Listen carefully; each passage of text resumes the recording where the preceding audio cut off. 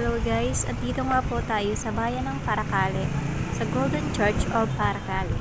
So makikita nga po natin, sa labas niya parang lumang simbahan na siya. Pero pag nakapasok kayo dyan guys, is napakaganda. Parang nababalot siya ng purong ginto. So guys, pahangin muna tayo dito sa labas ng simbahan. So hanggang dito na lang mga ka-ARS. Bye! Guys, gandang simbahan na to.